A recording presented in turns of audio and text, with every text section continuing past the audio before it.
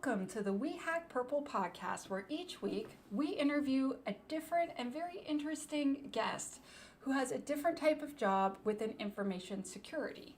This week we are going to meet with Anshu Bansal, the CEO of Cloud Defense, because we want to know what it's like to be the CEO of a product startup company. Abhi Arora was supposed to be here today, but due to the fires in California, he is currently evacuating. We promise to have him on next year. In the meantime, I want to thank our sponsor, ThreadFix, powered by Denim Group, for being such a wonderful supporter of the We Hack Purple podcast and the entire We Hack Purple company. I am Tanya, Janca. I am your host. And now I would like to reveal to you our super awesome guest, Anshu. Here is Anshu. Oh, and I'm going to put myself on the screen too. That'll be even better. There, now we're both here. Welcome. Hey, Tanya. Hi, thank you so much for coming. I appreciate you making the time, especially considering what's happening right now where you live. My pleasure. Yeah. Thank So, you for inviting me. oh, my pleasure. For anyone that was expecting Stephanie Black this week, she has had a personal thing happen, and so we swapped the two guests. So Cloud Defense was supposed to be on next year, and so now Stephanie Black will be on in February. Everything's good. She's totally healthy. She's going to live. Everything's fine. Don't worry. She's awesome. But she couldn't make it for work stuff reasons. So, Anshu, I please tell me your name and if you have a handle or, and tell me your job title and where you work. Sure. My name is Anshu Bansal. My Twitter handle is Abhi Baby Bash, or you can reach out to me at Cloud Defense. I'm co-founder of Cloud Defense, and right now operating as CEO plus many other hats. You have all the hats. You have literally 100 hats when you're a CEO. Okay, so I have lots of questions. So I've already explained to him that I'm going to just pepper him with questions for a long time, and Anshu has very kindly agreed to just let me ask him a dozen questions. And so I wanted to just be upfront and explain to everyone right away. I already know Anshu and work with him. So I am a technical advisor at Cloud Defense. And so if you feel there's bias, that's because there is. We like each other a lot. so if people are wondering, that's the thing. Okay, so Anshu, can you describe what it is like to be the CEO and a co-founder of a company making a product? Like, what is that like? Sure. Yeah. So first of all, Tanya, I really love having you as our technical advisor, and thanks for all of your mentorship. So from my experience, this is my second startup. First one, we started from right from here where I'm sitting. It was peer-to-peer tech platform, car rental platform. We ended up listing in public market. So right now it's trading in US, NASDAQ. It's about currently I am working on the B2B product, enterprise security product. It just requires a passion, I feel like nothing is hard if you have right set of passion, right set of team on your side, and you are willing to take risk. So, yeah, that's what my advice is. That is excellent advice. Can you tell me what a day in the life is like doing your job? Because your job, I don't know how to explain it, because there's so many hats. Can you explain, what it's like to do your job? And I know with COVID, things are a bit different right now, but what is it like? Yeah. So one thing I feel like, this CEO or when you are heading something or starting up something, there is no hours or something, you are just on the hook for everything. Like 24 by 7, you need to come up with things and then you need to just start, doing things. So right now, we started last year. We started very small with a couple of guys who were not sure what they are doing. We just had some idea. We started validating. Then after that, the product, we came up with some first version of product, gathered customers' feedback, tweaked the model, multiple feedback loop iteration. Then after that, we tested it with a small field testing. So in my job role, I think it requires many different hats. You need to be understanding some business, and you need to be connected with the right mindset, right expertise, and you need to have some vision. So as long as like you have this, and after that, all it boils down to your product market fit, your customers, and the product and the engineering. So that's what in my role lies into, that I need to manage and kind of do myself. Sometimes I need to code myself. Initially, I was coding, but right now not getting time because getting a little bit busier. So it's a good problem to have. Yeah. So that's That's true. That's true. Would you say part of like a day in the life of being a CEO is going to lots of meetings? yeah. Definitely it's gonna be heavy on meetings. And when you are small, then you need to make sure that people whom you have hired or whom are with you, means they have level of expertise, they're right fit for the role, right? When you are especially exposed to the customers. And these customers, currently our demographic of customers are large multi-billion dollar organizations. These are the organization with 1,000, 2,000, or 50,000 people. So when especially dealing with these customers, it requires lots of kind of expertise. Yeah, so but it requires definitely, sometimes one-on-one conversation with customers so that you are understanding their pain point and also providing your solutions to them and they are satisfied. Do you know everyone at your company? I know everyone by name, Yeah, right? Yeah, and that's what I feel like. I You should. love it. Okay, so I am briefly supposed to tell everyone that I have a book. I wrote a book and it's called Alice and Bob Learn Application Security. And Shu, did you order a copy of my book? Yes, yes, yes. See, he's Yeah, a so brilliant human and he bought it, so everyone else should. And I have now checked my marketing box. I know, and she's going to teach me about marketing. It's true. It's true. uh, But I want to talk about you more. yeah. What types of Mhm. personality traits do you feel someone needs to be good at being a CEO and starting a company? So you said you have to be able to talk to people, so that's obvious, but like do they need to be a good leader perhaps? So yeah, so definitely you need to be a good leader. I feel like for a startups and jobs are two different things. Let's say if you're working for a large enterprise, or you go home, go to happy hour, sleep, even the company is on fire, you're still getting a paycheck. Second thing is startup mind.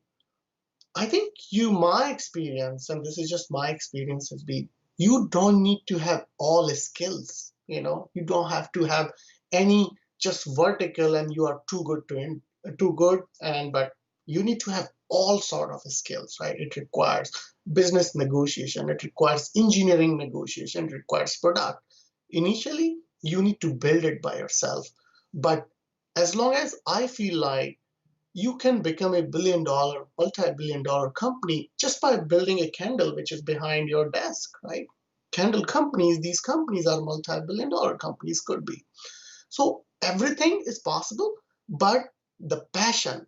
So founders and the employees, the only one is stretch line. Employees are very smart, very expert. They can solve X, Y, Z, these many problems. But there is a thin line between founders mentality and employee mentality. Founders, they have passion. That passion, as long as you have passion, you know you will be successful. It's a journey, it's a step by step process. So that's what my motivation is. And founders, they don't work for money is not the main motivation for founders. It's the ultimate goal, because if you are a founder and you are starting a company, you know and money is the first thing, you will never start a company, because when you start company, there is nothing is sure. It's all ambiguous. You are not sure what you are doing. Yeah. Well, and there's a lot of risk that you're taking. Like when I decided last year I wanted to start a company, my mom was very much so against it. And she's like, "Can't you just get a nice job at a nice company? Like you already work at a nice company. Why would you leave a nice big company? Don't they pay you lots? Like how much is enough?" And I'm like, "It's because of the excitement of creating a thing that you really want to exist and put into the world." Yeah. So obviously it means I think it's a different side, different kind of thinking, right? So for example, some generations or some, people, even my parents, they think that's how we have been groomed, nurtured in the by looking at movies or by looking at the books, that you go, you study, you get a job, you have family, you have a nice job, 9 to 5 or something, you go on vacation and drive a nice car.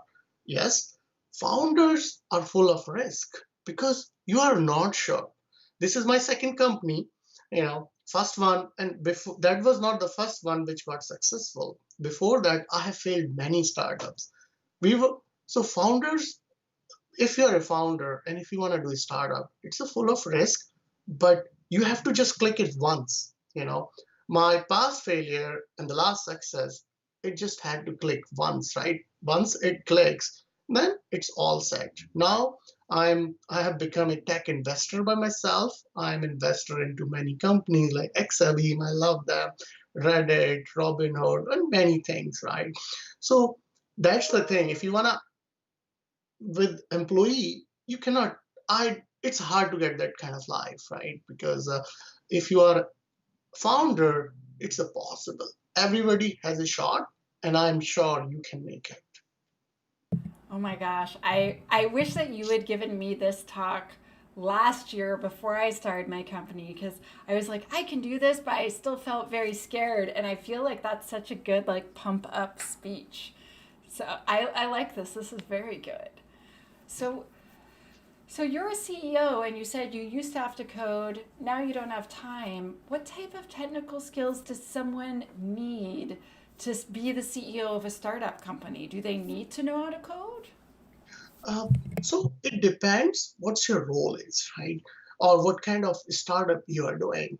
So having the industry knowledge will always help you. Otherwise, you need to look into other shoulders, right? So it's a kind of chicken and the egg and the chicken problem, right? Who came first? So let's say today you are starting a company. You don't have money, you're taking full risk, you're not sure if this will work or this product is a market fit, right? So the first thing only is get your best buddy, which I have, Abhi. He's evacuating or maybe driving today. Good luck to him. I hope everything is safe. And so you need to have your buddy with you who is willing to take an ideation phase. Because at that stage, you're not going to have probably pretty much money to hire, get external help. You can take that, but then, external people you are hiring, they will have different motivation. They will have a money as a motivation. For if you're starting a company and money is the prime motive, I would say, when job you will be more successful, more richer, and it's a kind of guaranteed shot in job. So yeah, that's what my advice is.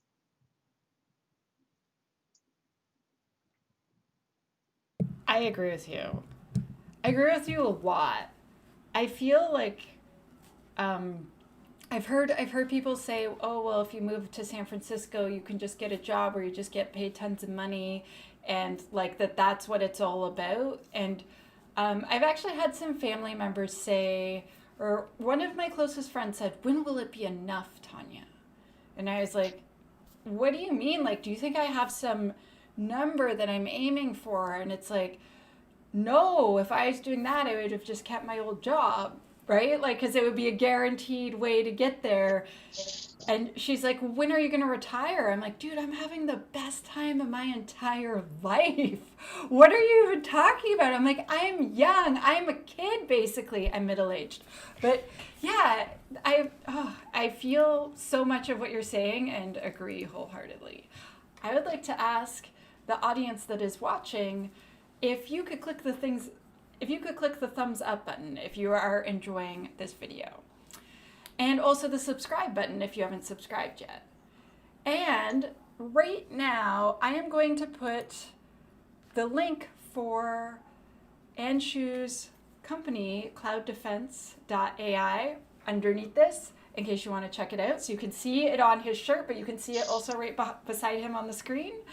And so if you happen to be watching and you want to check that out, that would be cool.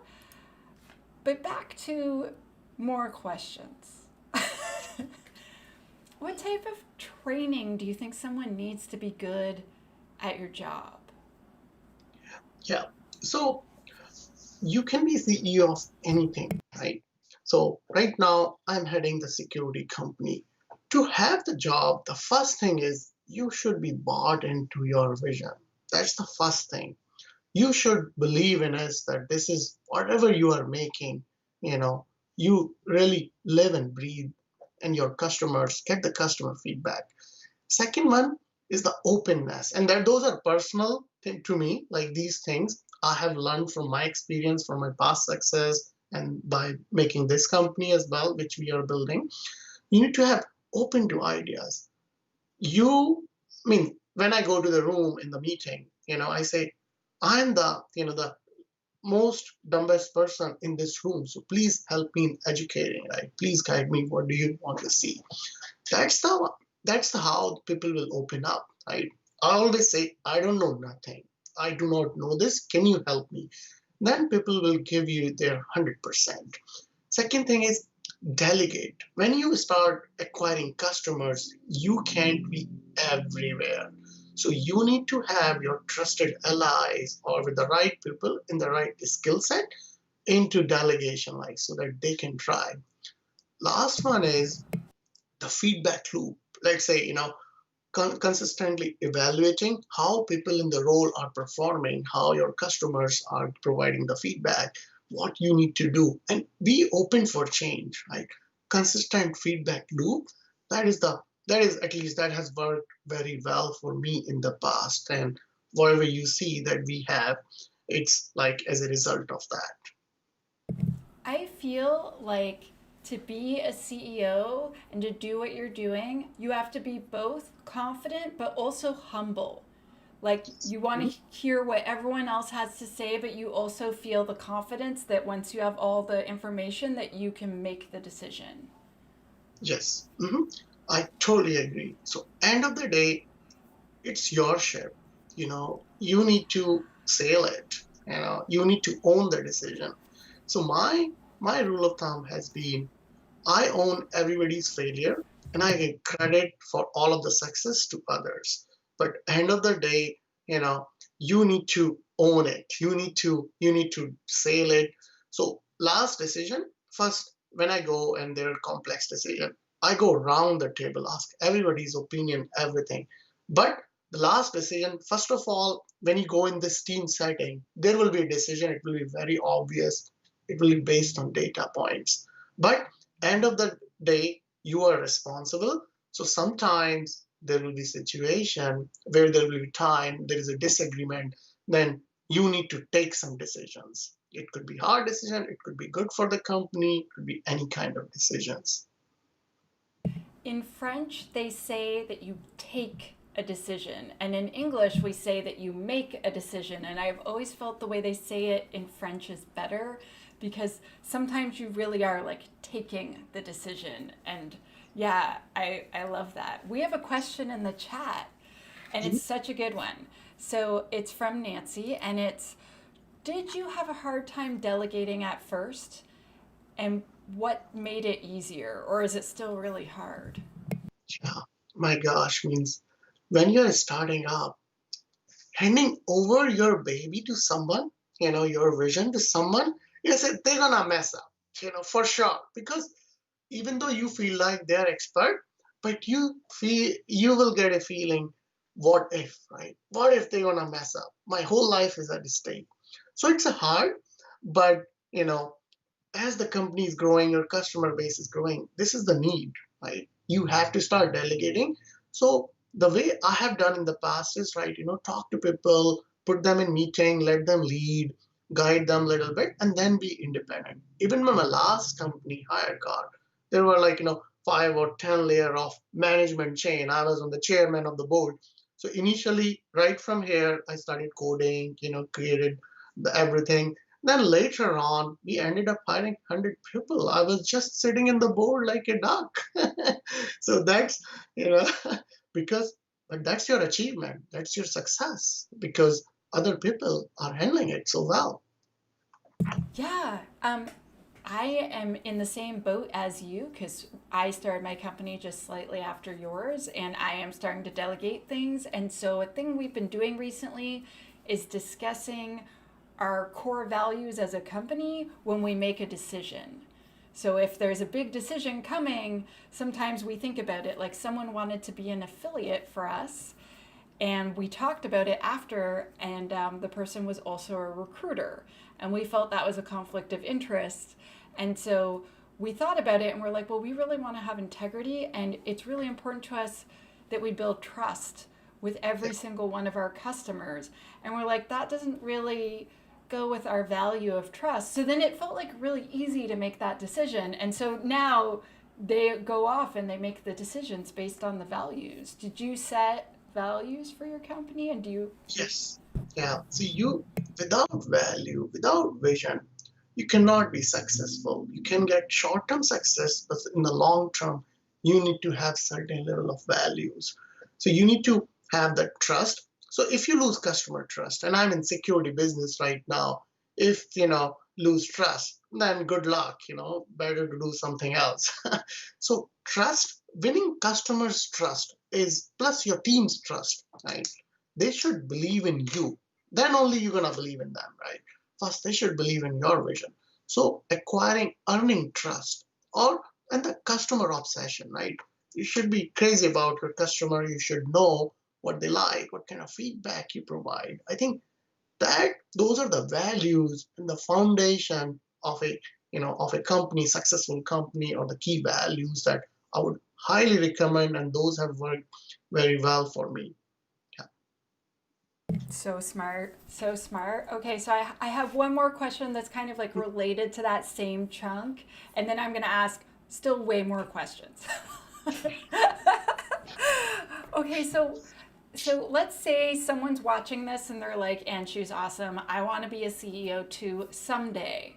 What type of work experience do you think they should try to get so that they could one day get up to that? Should they get a job at a startup? Um, so I think you can. It depends what your personal situation is. So having there is a learning process, right? So what my last company is, is built on last 10 years because I cannot discount the other failures, right? So yes, in 5 years we were able to take the company from nowhere to NASDAQ. But before that, what about that? So you need to, this is a process. It's a marathon. It's not a sprint. It's what I said, what I believe in, like fail fail, you can spell it as FAIL. First step in learning. That's the you know that's the meaning of fail. So you need to acquire the skill set. How you can acquire that? There are many channels, right? In your profession, in your field, you need to work with who are really, really good into that. Really good.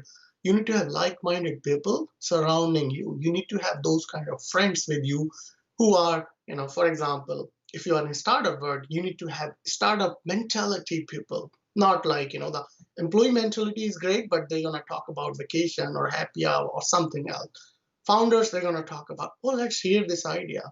And trust me, no idea is bad. If you don't believe me, look around your table, pick a product, whatever you are using.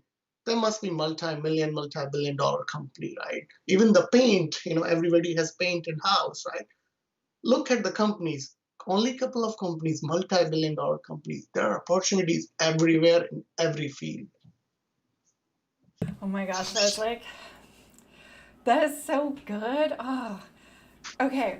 So I have to thank our sponsor. Thank you so much to ThreadFix, the most stupendous vulnerability management system this side of the galaxy. They have been so, so, so wonderfully supportive, and we really appreciate that. Thank you. Thread But I fixes. still, yeah, actually, I love ThreadFix. But I have more questions for you now. Sure. Oh, I could totally talk to you all day, and you know this because I have. So let's say, okay, so actually, here's a good question. Does your job pay well? So sometimes we talk about this as it relates to cheese, where I joke that I knew that I'd made it as a software developer when I could afford to buy as many types of cheese as I wanted at the grocery store. But now, as a startup founder, I'm living off a lot of savings because otherwise I would not be having any cheese if I was just living off my startup right now. Yeah. So, yeah, this is a great question, Tanya. And I think it's my experience. My experience certainly might be differ for your experience or anybody's experience. But as I'm going to reiterate that founders are not in for money initially, right? If you would be in for money, this will never succeed, trust me, because you are starting with uncertainty. There is nothing. You are starting with your own money. All of my past failures and last exit, they started like this, our own money, so much uncertainty. Right now, sitting right here in 2020, I look back, 2014 when we started. I could never imagine this will succeed, right? So, founders' job in founders, it doesn't pay well initially, but you just have to make it once. If you make it once, all of your friends, family, who are in employment or some sort of good job, they can, I think it will be hard for them because you just have to click it once. If you click it once, all of your past savings, years that you wasted, everything will be well paid off. I think that's what my experience, my guidance is. Yeah, it's so true. Sometimes when security people talk about offense versus defense, they'll say, an attacker only needs to find one way in. And it's a lot easier to be an attacker than a defender because a defender has to defend against everything. And although we see startups that fail all the time, in a lifetime, you can start so many companies. Yeah. And especially if you love it and you're like putting your whole heart into it and like, yeah, as long as you're not, starving or something, like you could still go. My one of my professional mentors, her name is Kim, and she's amazing. And she told me, she's like, okay, Tanya, do you have like children that are counting on you that you're afraid you won't be able to feed? I'm like, no, I don't have any dependents. And she's like, do you have huge crushing debt and like collectors? I'm like, no. She's like, do you have enough savings that you could like just live for a few months or a year if you need to? And I was like, yeah. And she's like, then why are there questions? Just jump, girl, just jump. And then she opened up champagne and she's so awesome. But yeah, like she's like, she's like, so she's like, money's for spending. And if you're going to spend it on chasing your dream and you have a good plan and you're not like, I'm going to be a rock star even though I'm like 50 and I've never learned an instrument before. So that is a dream. She's like, you have a plan. Yeah. This is so true, right? This is so true. Means I have lived and breathed into it. You just need to believe yourself, You don't need much. You don't need much unless, if you have the same mentality, it goes back to employee mentality, founder's mentality. What's going to happen? You're going to burn your savings. Okay. You're going to lose 1 year, 2 year experimenting your idea. Only financially, you might be taking a hit, a little bit emotionally as well. You can always get a job, You will get a better job whenever you need because you have more skill set than the employee at that level. That's what my feeling is, my thought process is. You know what Kim said? She's like, Tanya, here's the worst thing that can happen. You work on your company for like a year or whatever. She's like, you're not spending a crap ton of money. You live in an apartment, right? She's like, you act fiscally responsible. I'm like, okay, that's how I usually am. And she's like, so worst case scenario, you just get a job. And she's like, Yeah, you're ridiculously qualified. And she was joking with me. Imagine if you tweeted, hi, I'm Tanya Janca, and I'm looking for a job. She's like, the internet would melt. I'm like, shut up. Shut up. That's not true. And she's like, seriously, it's so hard to hire an AppSec professional. White vans will come up in front of your house and they'll just shove you in and take you away. yeah. I'm like, you're exaggerating. They But will when send I bouncers. They will send bouncers to take you away to the company. Come, you'll be fine. But yeah, so when you think about it like that, it's like, oh, I just have all this career experience and all this technical and leadership experience. Like, who wouldn't want to hire you? And if that's like your secret, like, escape plan is, I'll just get an awesome job. Yeah, and I would like to add, whoever is listening, believe in yourself. What the worst people can do? They can just take your money. That's it. They cannot take your skill until you die, right? They cannot, nobody can steal it. Government can take everything, but they cannot take your skill set. That is you, that defines you. Yeah, And someone will definitely want to hire you. As we've seen with COVID, like, so many different industries are dying and tech is still exploding. And yeah. yeah, I am very confident that us tech people, when we work hard, are going to find places. But speaking of which, that leads me to the next question, which is, are there many opportunities for those in your line of work? Do you think that Oh, there there could be another startup? opportunities are everywhere. Security, especially what field you are in, cloud security, all of this, with the evolution of the number of application, number of hacks, there are so many opportunities. If you do some security course, like Tanya has some course, we had Purple, or any kind of course, right? There is so much demand, right? You need to have the skill set. There are so many, this field is exploding. Look at, last recession, 2010. People were saying, cloud is going nowhere. Few people predicted cloud will be everywhere. Now we are in just second recession, 10 years. Everywhere is a cloud, right?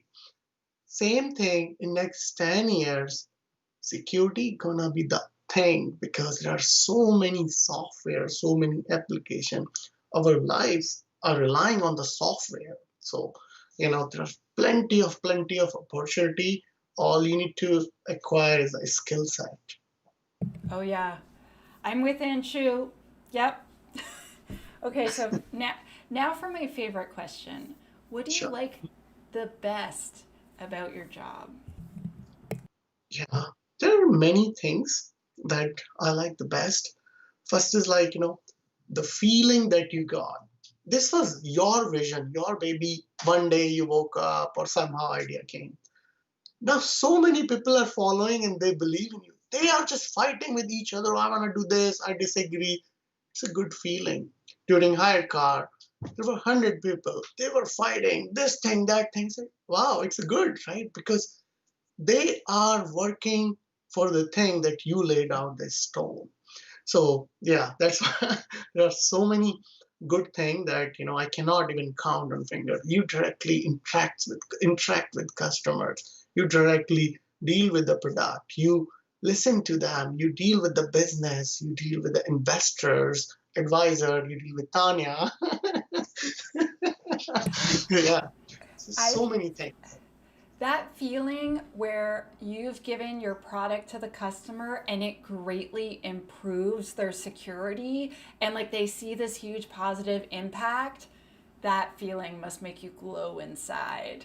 Yes, that is a kind of wonderful moment that you just want to see that, you know, if this they would have been hacked, what would have happened, right? And there. billion dollar, multi-billion dollar company will have a bad stain and they will be paying huge fines. So that feeling that you are helping someone and ultimately to your customers who have users, you're securing their data, their software, their application. It's, yeah. Oh, it's such, I feel the same way. Like when you make this positive difference, like for your customers, but again, like you said, you make it for the customers, but then that it folds down or it trickles down to every single one of their users that then gets a more secure experience and then therefore is protected. Yeah, yeah. It boils down to users. These large companies, they have customers, users, right? Who are the ultimate users of the product. Yep. Okay, so now I have to ask you the really hard question. What Uh-huh. do you like least about being a CEO? Yeah, that's a really hard question.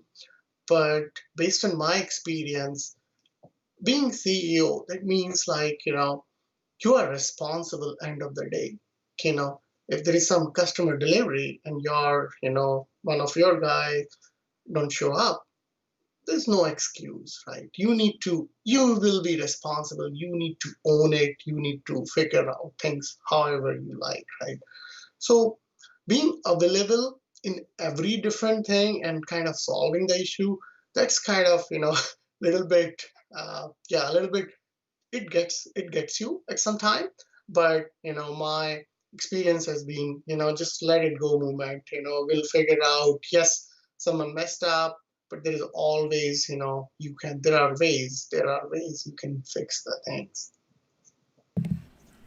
Would you say so my least favorite thing honestly is just email.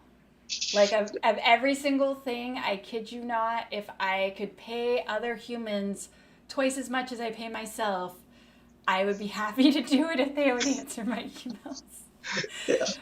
But when I dissect that, the real thing is decision fatigue. So sometimes there are so many questions that come to me, and like your willpower, especially because you only have so much and then you run out. So like if you get asked over and over again, can I have this for free? Can I have your product for free? Anshu, can I have it for free? Can I have a raise? Can I have this?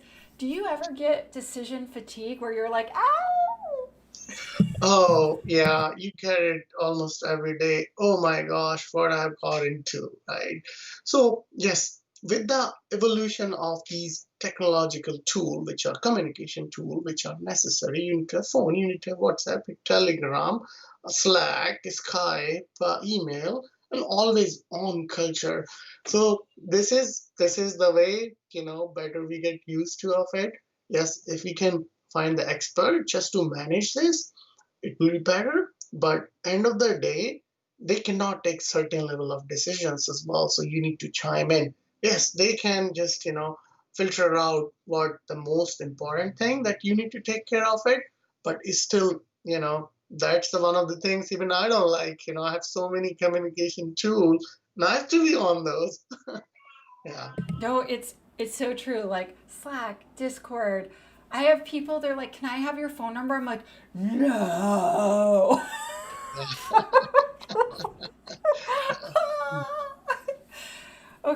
Okay, so on to more serious things.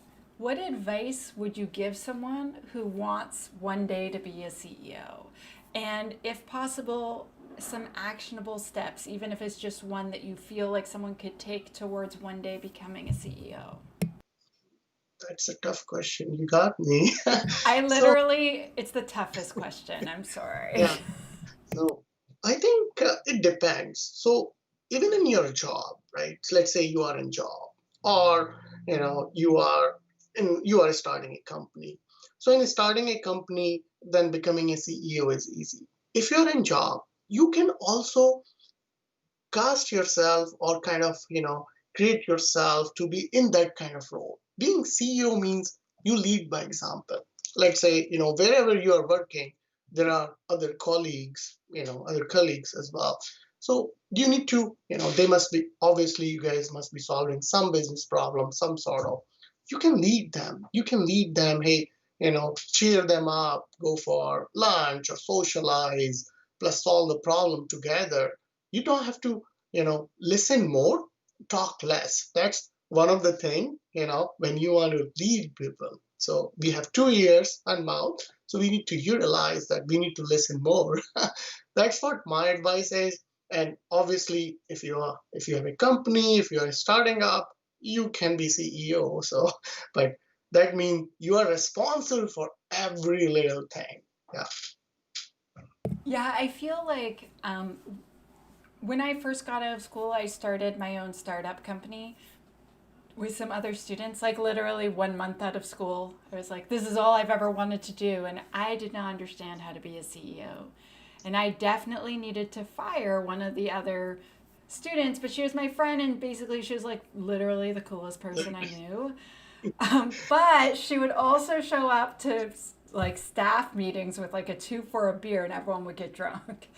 And so, yeah, I know, right? And like she was so cool, and like no one would do any work because awesome Krista was there. And so, like, I needed to fire her, but I was just like, but she's so cool. And so now that I'm older, I've gained a lot of perspective. And so I feel like maybe you just also need to have some work experience as well, like just generally before you can jump into it, or maybe I just jumped wrong the first time. But Yeah. yeah, I like your advice. Yeah, I mean, definitely, if you are in some trade or profession or, IT, you need to have that level of expertise. You can talk anything. People are not gonna believe in you. You need to be Yeah. talking, based on the data factor. Talking data points will always help you. Talking with the data points. Whatever statement you are making, it should be supported by data. Data is the key, and this gonna be next 10 years as well, or 20 years. Yeah. If you were going to suggest a resource to people listening, so someone's like, I want to start my own product company in 1 to 2 years from now, I'm so excited. Like, do you have like a book or a video or a course or anything that you could recommend that you think might help them learn a bit? Yeah. So personally, what has helped me, when you want to start over, so doing some survey. That's how I did. Gather, just talk, throw out some idea, listen to people's opinion. Second is the most important resource, which has worked very well for me, is the Hackers News, Y Combinator's. So they publish so many articles, so much of advice from Paul Graham, Sam Altman. So follow that, and it will start opening your mind, opening your brain. It's a journey. It's not gonna happen overnight. The more data you digest, more people you talk to, bounce off the ideas, I think you will get more clarity. And trust me, no idea is bad. You can make $1 billion company. Just look around, wherever you are sitting, the companies, the product that you are using, probably they are multi-billion-dollar companies. That's such a good way to look at it, because I am looking all around my room, and I'm just like, there's a hair elastic. And this is literally my favorite hair elastic company. And I will go from pharmacy to pharmacy to get this exact brand because it doesn't like tug on my hair. And I bet these people are very rich if I will spend time every 6 months when I have broken all of them. Uh, Yeah. it's such a good point because I never thought of it that way. Okay, so now I have not hard questions. So, do you do things outside of InfoSec, outside of your job, that you want to share? And if so, what? Do you have like a fun hobby? Yes, I have weird hobbies. I'm a student pilot. I've been learning flying, single engine plane, small, Cessna. Little bit, you know, I say it, you don't have to trust me on this. People say, whoever fly, that there are more accident happens on the car, not by flight, right? Not by single engine plane. You might disagree with that, but once you start flying, these are kind of statements that you're gonna start making just to satisfy you. There's also way less airplanes in the sky, and therefore the idea of one airplane touching another airplane is so much more But there are rare. more accidents on the car, on the roads. So you need to justify it. So initially it was very scary, but I enjoy it. After now I got busy. And my wife and kid, they lay down on the road, they hide my bag and headphone, they don't let me go because you know even though you convince them there are I can die while driving the car just on my driveway. Next weird hobby which I plan after cloud defense, and I want to do it, I want to learn helicopter, just a little harder. Oh my gosh, that's so cool. That's so cool. My uncle used to work for, he's a programmer and he used to work for defense for Canada, and he designed a whole bunch of their helicopter simulator software. You should totally check it out because it is hard. He's like, I still can't fly a helicopter after all this time. It's hard, but I want to someday. But isn't that the thing that makes it desirable, is that it's difficult, Um, right? it is, yeah. So initially it is difficult. There's nothing. It's kind of tin, you know, like just a tin box that you are flying in. But once you are up in the air, you feel so liberated. You can go this way, that way. You can go to Canada. You can go. I mean, it takes time. It's not, your Airbus or Boeing. It it just goes 100 mile per hour.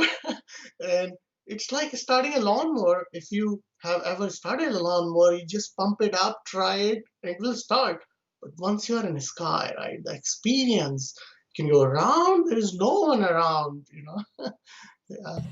Have you ever gone skydiving? I guess it's Uh, sort of the opposite of becoming a pilot. yeah, I think it's a little bit positive. So yeah, I have avoided that, but yeah. I did it and I hated it. Like, I absolutely was like, this is the worst thing that's ever happened to me. And I know people are supposed to be like, it was so awesome. I was like, oh my God, when will this awfulness be over?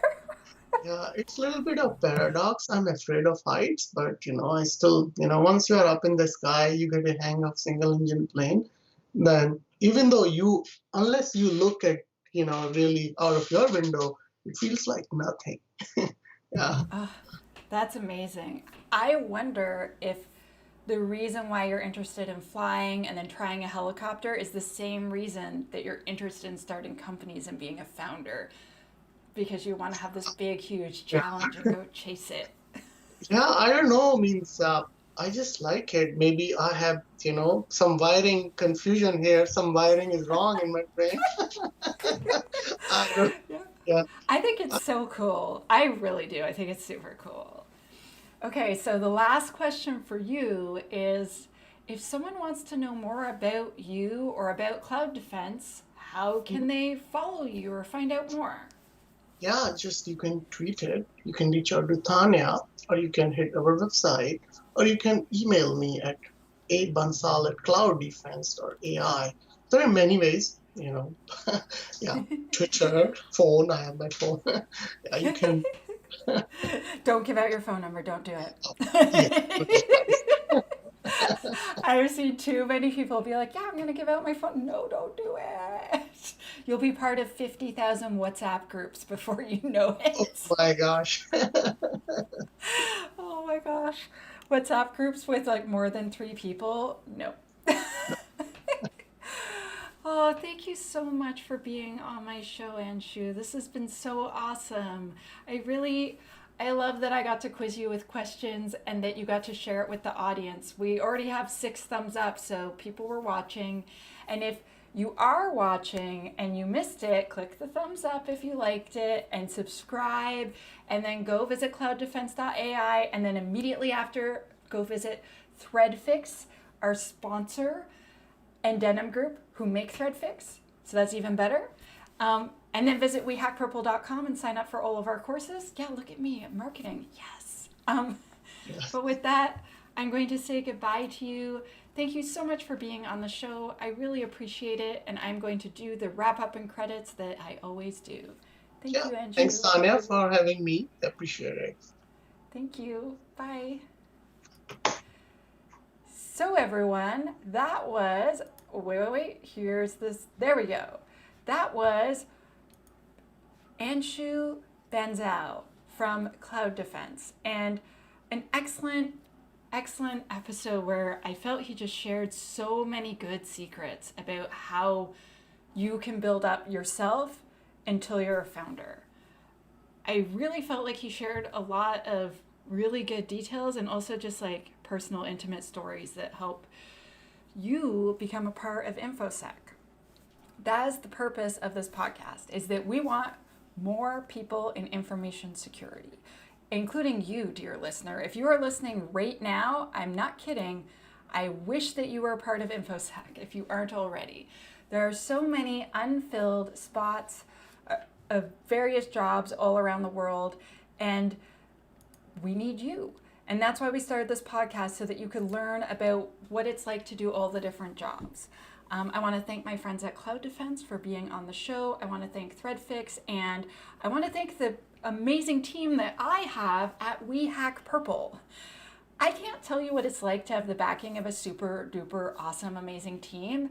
It is a pleasure. It makes me look amazing and smart all the time because I have 5 individuals helping me look that way. So thank you to my team. And with that, I'm Tanya Janca, the host of the We Hack Purple podcast, and I will see you next week where we have, let me look at our amazing guest list. We have, oh my gosh, I totally memorized this before I came on, and then now I forget, and it's embarrassing. And I have it open in like 4 different windows. There we go. Next week we have on Tyrone Wilson, who is also going to talk to us about being a cybersecurity champion and president of a cybersecurity company. They do consulting, and I'm very interested in learning more about that. And the following week, we have Kim Crawley, and she is a cybersecurity researcher and writer, and she's going to tell us all about that. The following week, November 19th, we're going to have Shira Shamban of Solvo, and she's going to tell us all about what it's like to found a technical company and what it's like from the other side of the ocean. So she's in Israel, and there's a lot of things that are quite different there. Following that, we're going to have Tutsa Haizani, which I know I'm saying wrong, but she is a security engineer, and she's totally awesome. I worked with her at Microsoft, and I'm super excited to have her on the show, not only so we can hang out, but also that you can learn from her. And with that, I am out. I am Tanya Janca. This is We Hack Purple podcast. Thank you for listening.